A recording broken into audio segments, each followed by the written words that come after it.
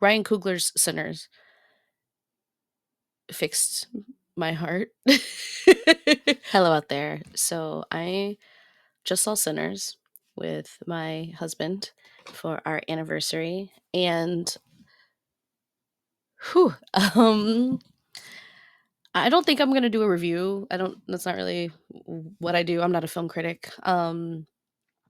I just want to say I have had a lot of emotional moments this year for many different reasons.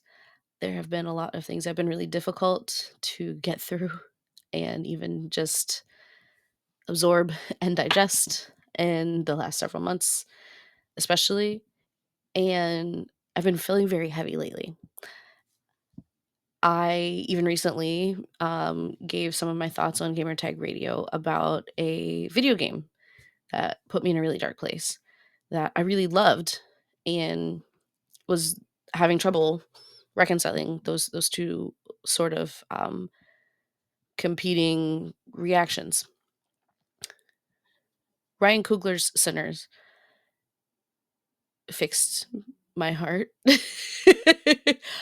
This is, of course, spoiler free because I don't want you to have anything from me that would take away from your first experience seeing this movie. I plan to see it again at least once more, probably multiple more times, probably in the theaters. I saw it in IMAX, um, and worth it if you can afford it and it feels comfortable to you. I highly recommend seeing it in IMAX. I highly recommend seeing it in theaters, period, if you can. This movie is so good.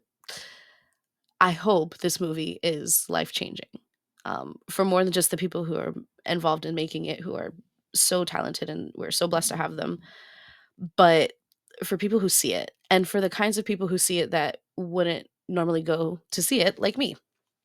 I don't like scary shit. I'm not a big horror fan. Like my husband Danny, I like vampire stuff. I like werewolves and fantasy and ghouls and goblins and like that. That's fine. Um, but I don't do well with like torture stuff or like super gruesome things. Like, and I'm not like at the sight of blood or anything like that. Obviously, I see a lot of blood, but obviously, I guess is that an obvious thing? I mean, most biological women have seen blood by this time. Okay, anyway, um, that was super off topic.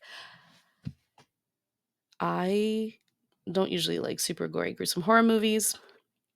I can handle some blood, some bites, some scratches and whatnot, but I don't enjoy it, and I don't like feeling dread, like what's gonna happen? Before we saw the movie, the Final Destination sequel trailer played, and I had to do this the entire time. Like that, literally, it's like a highlight reel of all my worst nightmares. I'm so terrified of like tripping and falling down the stairs and dying. Probably because of Death Becomes Her or Buffy or any number of movies where that happens or things that I've seen where that happens. But I am rambling. Sinners has so many resonant messages that are so inspiring and confirming and healing for me, and I'm sure for a lot of people, that I really hope folks give a chance, even folks who wouldn't usually be into this kind of movie. So this is a Scaredy Cats recommendation to go see the scary movie.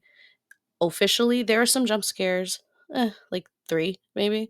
There's some like moments, but they're not glorified in any kind of gross way.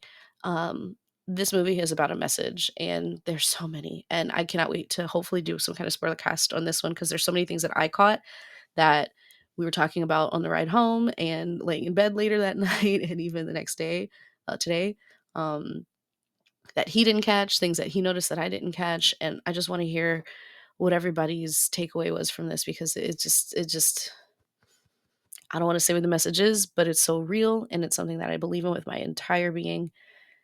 And with all that crazy ass journey that I just took us on, go see Sinners. Be good to each other. I love you all. Bye.